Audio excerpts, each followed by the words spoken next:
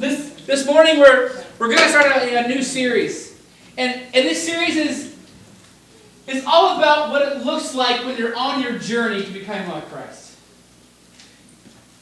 and how your life will be affected, and what happens, and what needs to happen in your life, and one of those things is our attitude. Our attitude. But before I jump into that, I have a question for you. How many of you have ever heard the saying, you need to have an attitude adjustment? Anyone? Oh, yeah. Maybe my boss? How many of you have heard the saying, you need to my microphone is out of check. Yeah, exactly. How many of the saying, Stop moving towards other microphones. we're good to go? We're good? All right. How many of you have heard the saying, before this morning, you need to have an attitude check? Right? Anyone? A few of you have, right? How many of you have heard the saying, you need to check yourself before you wreck yourself? Anyone? That's a funny one. That's my favorite one. Check yourself before you wreck yourself. Well, you may have heard of those sayings because maybe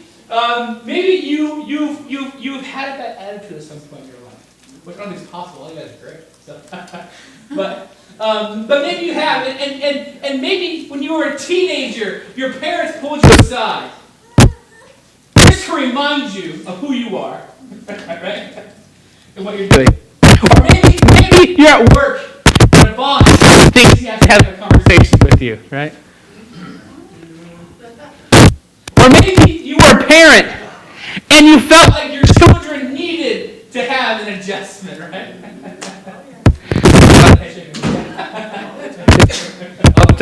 All the time. Something for me to look forward to, right? Oh, good. But these sayings came into existence because people can have horrible attitudes, can't they? Just terrible attitudes. Bad attitudes. But the thing is, all of us at some point in our lives have had that attitude, haven't we? We've been the person who's had the bad attitude. We've been the person who was kind of snotty, right? We've been the person who was kind of saucy in their responses, right? But at some point in life, we may have not had the right attitude that the situation required. And most likely, you've experienced this during your teenage years, right? Now, if you're a teenager, don't get mad at me. Right? Don't get mad at me. Because I'm speaking from personal experience. I was a teen, I don't know, like 7 years ago? Something like that. So, not that long ago, right? Not long ago. I'm also thinking from statistics too. According to a survey from the USA Today, 29% of teenagers agreed that adults would classify them as having a bad attitude. Teenagers said that about themselves. Yeah. 29% said that about themselves. Now, 23% of adults think that teenagers do have a bad attitude. Which that surprised me. I thought the number would be way higher. But it wasn't. It wasn't according to the survey. But surveys can't be wrong, right? I don't know. But the majority of teenagers, according to this survey, adults think they do not have a bad attitude. But there is still that stereotype about teenagers, right? That dreaded teenage attitude. Or maybe, you're a child just turned 2, and I've heard some pretty bad things about 2. Jude's going to be there pretty quickly. Yeah. And 3 too, and maybe it goes on forever. I don't know. Yeah. Spoiler alert, guys, right? But there's a stereotype, right? Teenagers, the stereotype is they're rebellious, right? They don't care about anything. They just want to dye their hair and get piercings, right? And listen to loud music, right? All those things, right? I had dyed hair when I was a teenager. Anyway, you need to know that. Yeah, there are pictures. Don't Google my name. So. but to an extent, some stereotypes are true, right? Think back when you were a teenager. Think back to it. Well, so far back, I can't think of it. I didn't say it. I didn't say it. I didn't say it. But because it's a time where you're getting more and more freedom, right? Because you don't need to depend on your parents as much as you used to. You're becoming your own person. And you're gaining this freedom, but here's the catch. Here's the thing about this teenage freedom. It's not entire freedom, is it? Because you're still a teenager. You're still a kid, and you still need your parents to live. Most teenagers can't go out of their house and afford their own place, or afford their food, or afford their clothing, unless you're some kind of teenage pop star. There's no way you're going to be able to live on your own. And sometimes that can cause some conflict, can it? Think about when you were a teenager and you got that first taste of freedom. Was it the first time you had your own car and you got to drive off and go wherever you want to go, right? But that little freedom can cause you to have an attitude, right? Well, I can do what I want now. But then there's these two people here saying, you can't do what you want still. I'm still your parents, right? You still live with me. And so you can understand that can cause some conflict, right? You have two wills who are opposing each other, and it causes conflict. Now, I can remember this happening to my sister. Now, she was a great student, had lots of friends, and she was a kid that my parents didn't have to worry about. Well, until those dreaded teenage years, right? She got into high school. But I remember seeing this when she started middle school, because when you're in middle school, you get a little freedom and a little freedom, and then in high school, you get more freedom, right? More freedom. But she wasn't used to having that. And then that's another thing. When teens get freedom, well, they're not used to it, right? And so sometimes they can use it inappropriately, can't they? Sometimes you have to reel them back in. But one day, she's like, I'm my own person. I'm going to be rebellious. My dad hates loud punk music, so I'm going to join the punk movement of St. Petersburg, Florida. Now, here's the thing about the punk movement of St. Petersburg, Florida. It's a bunch of suburban kids, right? Who decided that they wanted to be rebellious, but they all grew up in a safe neighborhood. They had a great education. They didn't have to worry about food, right? But they're just encouraging us to be the man. I didn't understand it really what they were complaining about. But she had the clothes, right? She had the what they're called Liberty spikes, where they spike your hair up, right? The sticks, right? It took her like 4 hours to do her hair. It was insane, right? The piercings, shopping at that store called Hot Topic, just the worst store ever, right? She looked the part, right? But she didn't really understand what the punk movement was about. Because she didn't understand what the punk movement was about, then all people really joined it, right? But they were punk by day. Then at nighttime they'd go home, be in by curfew, finish their homework, and go to bed, go to school the next day. The punk lifestyle was her unique way to rebel, right? Because she wanted to prove to my parents that she was her own person. But when it came down to it, she couldn't live by herself, could she? So she had to. And so that caused conflict. When you're a teenager, sometimes you rebel. It happens.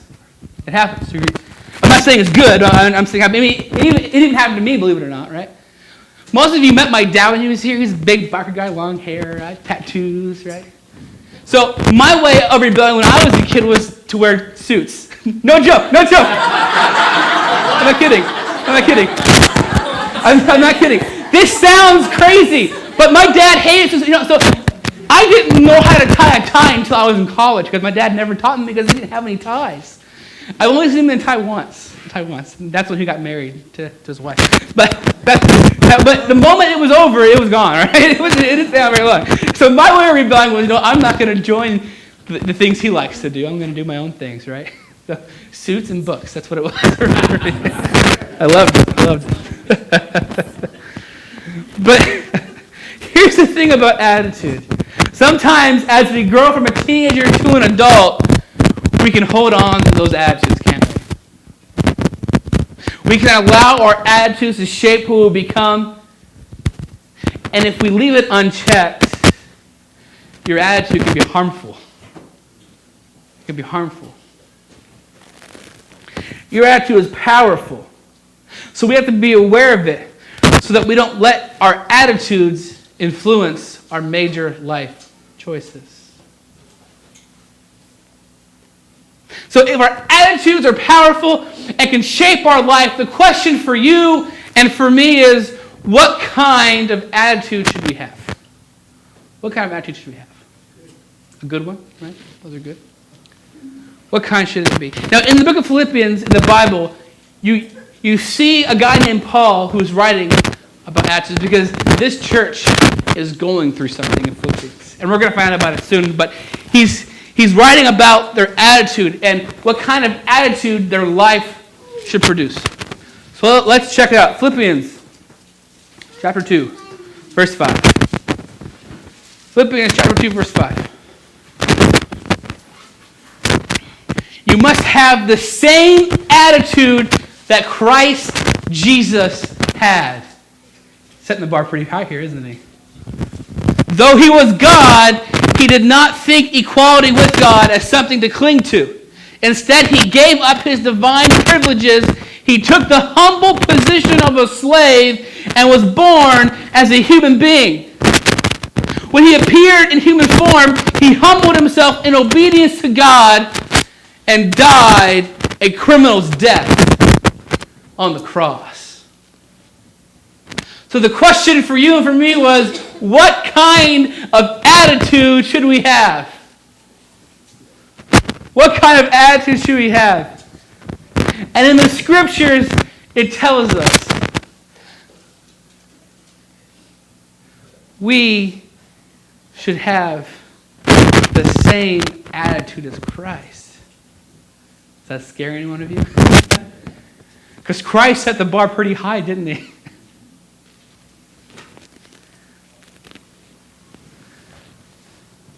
And it's frightening to think about. Did any one of you see a problem with how we can apply Christ's attitude to our lives? Think about it for a second. Christ was perfect. And when I say perfect, I mean without fault. I mean no sin, no mistakes. Perfect. Perfect. And the thing is, you and I, at some point in our lives, we've probably made a mistake or two, haven't we? Yeah. Probably made a mistake or two, haven't we? But I'm not trying to get you down here. Don't be sad about it. Don't feel like it's impossible, okay? Don't get down about it. All right? Because I think if there's a teaching in the Bible that we can actually apply to our lives, okay? I don't think it's in there as a goal that you should try to do and fail. I think it's in there because it's a goal that God thinks you can achieve for your life through His power, okay? So don't be a downer, okay? You can achieve this. You can achieve it with the power of God, okay? Not on your own, because on our own we have horrible attitudes. Now, with that said, applying this attitude to life, sometimes it can take a while, depending on the person, right? Sometimes it seems like it's instantaneous for a person. Sometimes it seems like it's a long journey. But God has to work with you, right? God has to work with you to change you, so that you get to the place where you understand that your old habits and that your old prejudices aren't what God wants for your life. And it isn't the right attitude that God has. And depending on how fast you can work through those issues, I think it determines how long it will take. Because some of us, we have a lot of hate and habits built up, right? And sometimes it takes a while to get those habits. It's easy to start a habit. Only 30 days. You know that? 30 days. But it's hard to. But through God, you can change. So don't get down. Don't get sad. Okay? Be happy about this. You can achieve this. And that's the hope. But to understand why we need this principle, I think we have to understand who made up the church in Philippi, because we're reading a letter to a church in Philippi. And the church in Philippi was experiencing some fierce opposition from the people who lived in that community. And I don't mean there was protest. I mean, they were under persecution. They were being threatened that their lives were taken away, that they could be thrown in prison. They were under some fierce persecution. Philippi was a small Roman colony in the province of Macedonia in northeastern Greece. It's located about 10 miles from the Aegean Sea. And Philippi was important to the empire because of its position. Because it was a major east and west Roman route. It was a very important city for trade. It connected the west and the east together. So it was important. And Philippi would have been a great place to start a church. Because since it was a major trade city, there are people from all over the empire who were going through this city. And if traders became Christians, they would take the message of Jesus with them everywhere they went. So it was a great place for the church to be. And because of that fact, Philippi was actually the very first city in Greece to hear about the message of Jesus from an early church leader named Paul. You can read about it in Acts 16 if you want to. Now, from the beginning, Paul was facing some pretty fierce critics. There are people who were there who hated what the message of Jesus represented. They didn't like it. And if you read the chapter in Acts 16, you find out that the message of Jesus was actually threatening some of these people's livelihood. Now, just so you know, it wasn't like they were honest working people. Right? That wasn't the case. These are people who were taking advantage of other people to gain money. Right? They were literally causing injustice to happen in Philippi. And all of us know that the message of Christ, it destroys injustice, doesn't it? And so there are people there who were losing money. And so during Paul's stay there, he was thrown into prison. And then the town officials found out, oh wait, you're a Roman citizen. Okay, you better get out of here, okay? Because we don't want any trouble, right? So Paul has to leave town. But there's a group of new believers. There's a church in Philippi. There's a church in Philippi. And this church in Philippi from the beginning has faced hardships. It's faced persecution because the people in the community do not trust the church. Because they thought the church has taken away their livelihood. Because the message of Jesus doesn't tolerate injustice. It sets people free.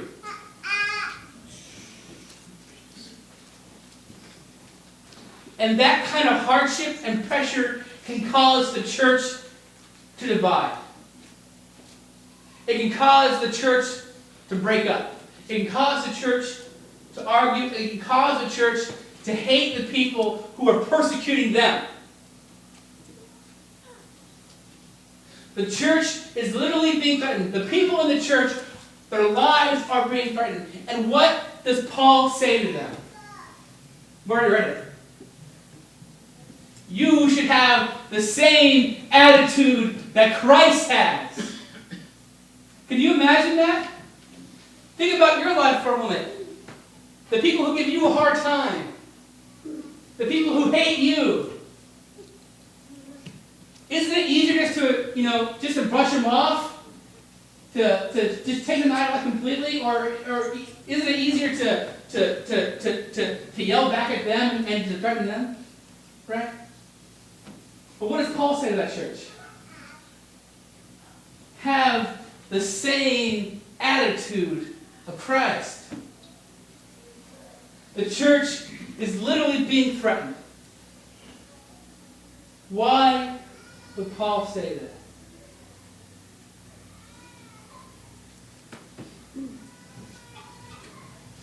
Why would Paul say that? Does it make sense to any of you? If someone's hurting you, it makes sense to hurt them back, doesn't it? But Paul says, have the same attitude of Christ. And do you remember that attitude, or what that attitude was? Let's turn back for a second. Philippians chapter 2. You must have the same attitude that Christ had. Though he was God, he did not think equality with God was something to cling to. Instead, he gave up his divine privileges, and he took the humble position of a slave. And he was born as a human being. When he appeared in human form, he humbled himself in obedience to God, and he died a criminal's death on the cross. Do you see what Christ's attitude is here? It's sacrifice. Christ came to die for you and for me. But it was a huge sacrifice on his part. Now the church is being threatened by prison, and their lives are being threatened. And what does Paul say? Have the same attitude as Christ.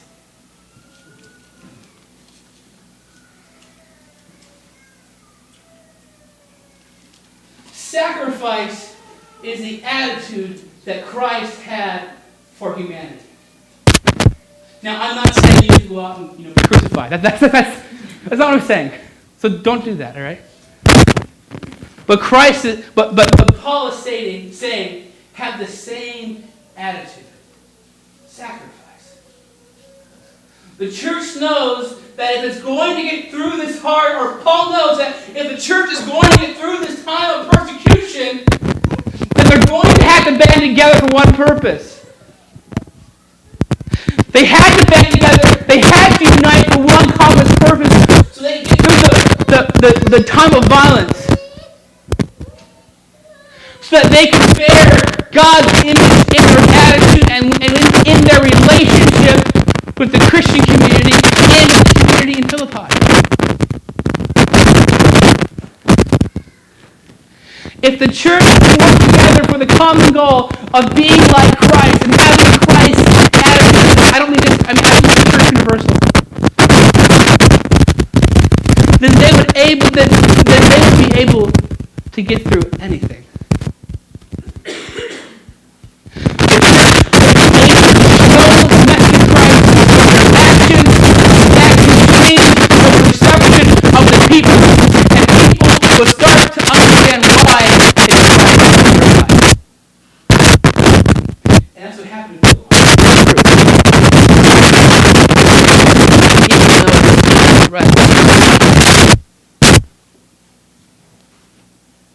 But this principle isn't just meant for the early church. It's something that the modern church should apply to their lives too. But how can we do it? How can we apply that attitude to our lives? Well, look at verse 3 in this chapter. Verse 3. Don't be selfish. Don't try to impress others. Be humble, thinking of others as better than yourselves. Don't look out only for your own interest, but take interest in others too.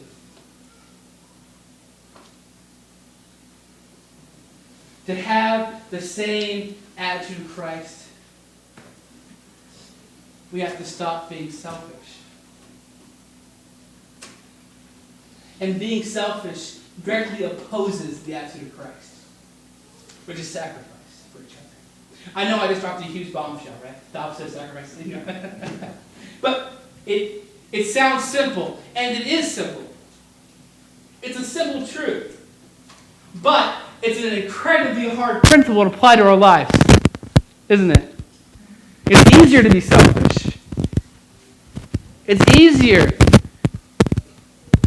to take what you want and leave those behind. It's easier not to care about other people.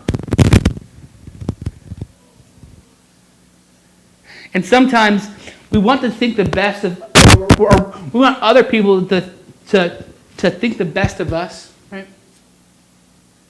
And something happens, and we made a mistake, and our reputation may have a blemish on it. But instead of holding us to that mistake, what do? We pass it off to other people.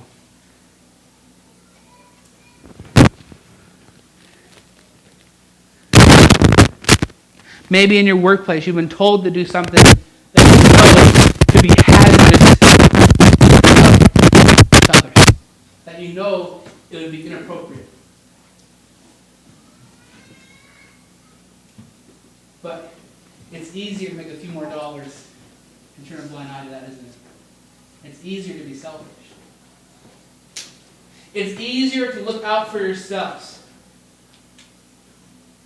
But if you do that, if you look out for yourselves, if you're selfish and you don't care about anyone else, you're going to experience a lonely life.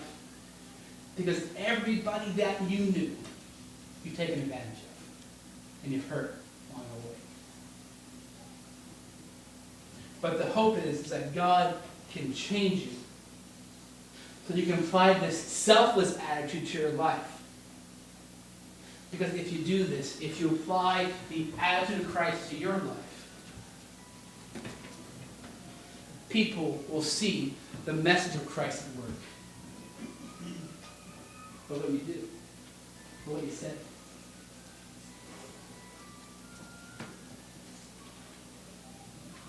If the modern church can embrace this idea of developing the attitude of Christ in their lives, then the church would be unstoppable. If the church could live out this attitude, then people will see what the message of Christ is all about, and this movement will grow. If the church can live out the attitude of Jesus, then those 169,000 people who live in Jackson County, who are unchurched, will see the message of Christ. And they don't know God more. Because if we had the attitude of Christ, we would continue. Now, when I was a kid, I worked my dad worked at a trucking company called Benton Express. And all the trucks, and all the uniforms, all the trailers, and all the buildings, their motto was under their logo. And their motto was, we do things right the first time. Although I worked there for a summer, and they've actually changed their motto. But their old motto was, we do things right the first time. And when I was a kid, I hated this motto. I hated it. Because whenever I didn't do well on a test, or if I didn't do my chores exactly right, my dad would pull me aside, wearing his work shirt. And he said, what's my company's motto? Every time. I'm not kidding, every time. We do things right the first time. And I would respond with that sarcastic teenage voice, we do things right the first time, right? And then I would get more trouble. Attitude, right? Attitude. You can get in trouble sometimes. But for some reason, I was thinking about that company's motto this week, and I began to understand why they had this motto. They wanted people to know that this company cared about them, right? That this company actually cared about the freight that they were delivering. They wanted people to know that they were going to take care of their needs. And because this company actually was pretty big in the South during the 90s, because the drivers, they actually supported this model. They were actually proud of this model, and their actions show the motto helped the company grow because people thought the workers in the company actually didn't care about their needs. And that can happen in the church. That can happen in the church. Not just our church, every church. Every church. If the church today can get selfish needs and embrace the message of Jesus, then God can use us to reach our community. And we'd be able to withstand any hardship that comes our way. Amen? So I urge you today, what's your attitude? I don't know you. I do know you. I'm your pastor, okay? I know you. I mixed up. I know you. But everyone always has a secret place, right? That no one might know, right? Whether it's at work. I'm not going to do 24/7, right? That would be impossible, right? But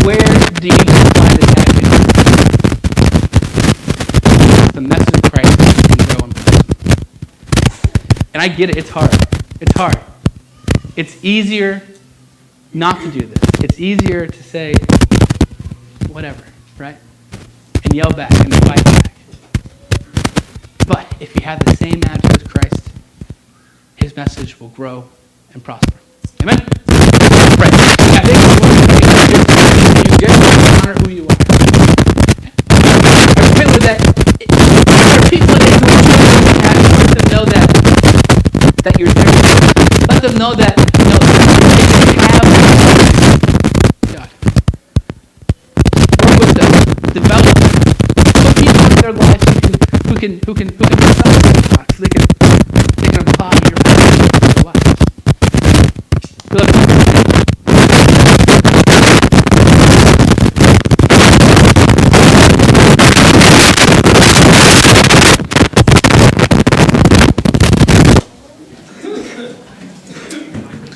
Let's stand together one more time as we worship the Lord. It's easier to have a good attitude when we think about all that Christ has done for us, isn't it?